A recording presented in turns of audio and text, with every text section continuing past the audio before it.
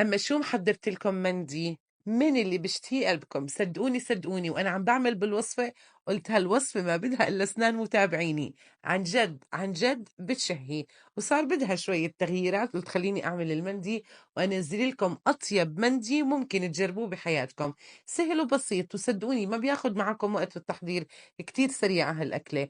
يلا كالعادة ننزل على التعليقات، نصلي على الرسول، أكسب أجر أنا وإنتو. وكأنه شوي مقصرين معي في اللايكات، اضغطوا لايك لهذا الفيديو هلا وانتم عم تحضروا بالفيديو، اضغطوا لايك، كتير دعمكم بفيدني. ونقول بسم الله ونبلش. كيف ما عم بتشوفوا معي بطنجرة على الغاز رح احط معلقتين 3 من الزيت النباتي او اكتر شوي، وممكن تستبدلوهم بسمنة لو حبيتوا. رح ابدا اني اشوح بالدجاج، بعطي هيك للدجاج صدمه وبنكهه قبل ما ابدا اني استويه. كتير بيفرق طعم الدجاج لما بتعملوا هاي الحركه اللي رح نعملها هلا. رح اضيف على الدجاج بصله كبيره انا مقطعتها لارباع. رح اضيف حب هان مطحون اللي هو الهال المطحون، او حب لو مش متاح. رح اضيف عود من القرفه، وبضيف ورق لورا، وبضيف فلفل اسود، وشموا الريحه.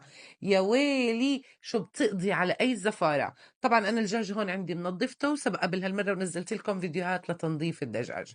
ببدا اني اشوح بالدجاج وبغطيه مكمور، بتركه ما يقارب ربع ساعه على حراره اقل من الوسط بشوي.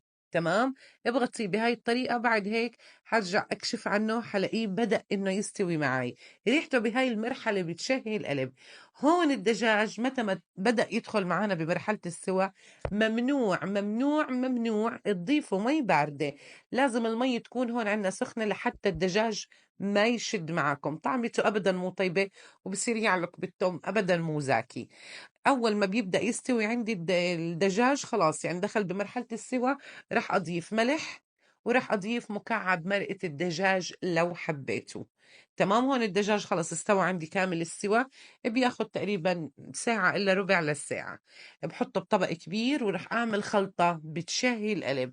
عندي هون معلقة كبيرة من صلصة البندورة، أضيف لها عصير ليمونة كاملة، كتير طيب معاها الليمون. وبضيف معلقتين 3 من زيت الزيتون، وبضيف رشة بسيطة من الفلفل الأسود، ولو حبيت تضيفوا رشة بسيطة من الحبهان مطحون برضه ولا أحلى ولا أروع. بدمج كل هاي المكونات مع بعض، وبدهن الدجاج كيف ما عم بتشوفوا. لو حبيتوا تدهنوه وشه قفا وتحمروه على الوجهين برضه بيمشي الحال.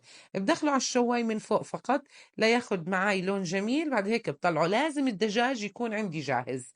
تمام، عندي هون رز بسمتي، استخدموا أي نوع بتحبوه بتفضلوه بهاي الوصفة، مش كتير بيفرق. عندي هون الطنجرة حضيف برضه زيت نباتي ما يقارب 3-4 معالق كيف ما عم بتشوفوا.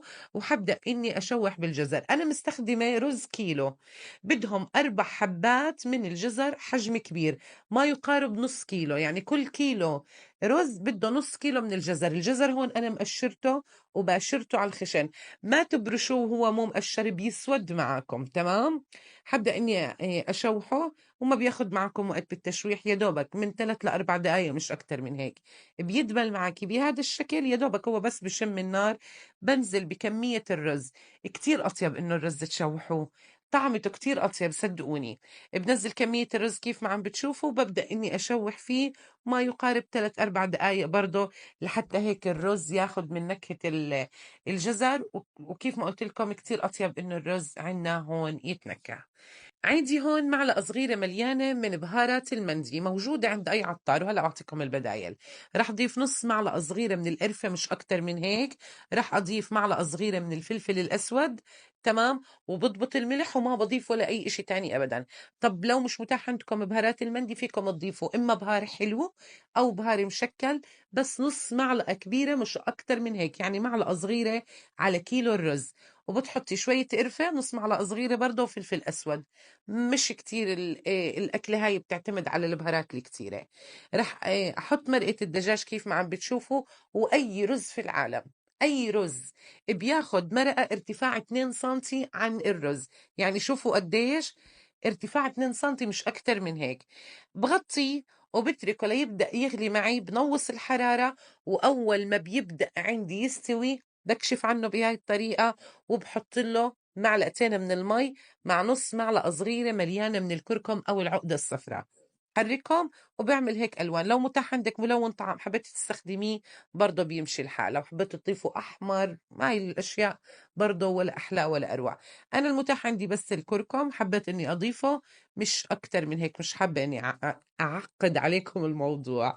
تمام. بعمل حفرة بالوسط وبكون مجهزة هون عندي يا إما طبق ستينلس يا إما قصدير، بعملها على شكل طبق كيف ما انتم شايفين، مش عارفة اوضح لكم بالضبط. تمام. وببدأ اني اصفت بالدجاج بهذا الشكل بعد ما تحمر، عشان هيك قلت لكم لازم يكون عندكم جاهز. بحط الفحم، انا هون محمرة عندي تقريبا فحمتين لانه مش كتير قوي الفحم اللي عندي. تمام. فيكم لو الفحم اللي عندكم قوي فيكم تستخدموا وحدة، وبحط له معلقة واحدة من الزيت وبغطيه وبترك الرز ليكمل باقي سواه. يعني هون بكون ضايل له 10 دقائق ربع ساعة ليستوي، ولكن بهاي العملة بتخلي الرز يتشرب كل كمية طعم الفحم اللي ضفناها. هون عندي الأكلة هاي كتير بتحب الزبيب، ولكن فيكم تستغنوا عنها، بس حبيت أفرجيكم كيف شكل الزبيب لما بيكون يتحمص، محلى شكله شوفوا كتير حلو. نفس الزيت اللي حمصت فيه اللوز هو نفسه بحمص فيه الزبيب، دقيقتين مش أكتر، حتى أقل من دقيقتين. هون الرز استوى عندي كامل السوا، ودوقوا وشموا الريحة. يا ويلي يا ويلي شو بتشهي القلب. شوفوا الرز قديش طالع نثري وبجنن عن جد، بدهاش إلا أسنانكم هالأكلة عن جد فظيعة.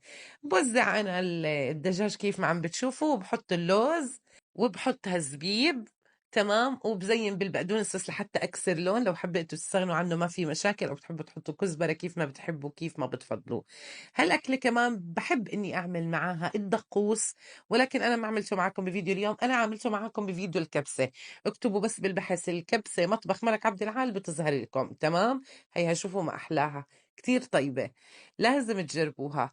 هيك أكلتنا بتكون صارت جاهزة، وعن جد عن جد من أطيب الأكلات اللي ممكن تجربوها بحياتكم. ترى عن جد اللي ما جربها راح عليه كتير، سهلة وبسيطة وما بتاخد معكم، يعني بكرة الجمعة يعملوها فظيعة وبتشهي القلب. لازم تجربوها صبايا وستات متابعين الحلوين. ألف صحة وعافية مقدما، دمتم بخير وباي باي.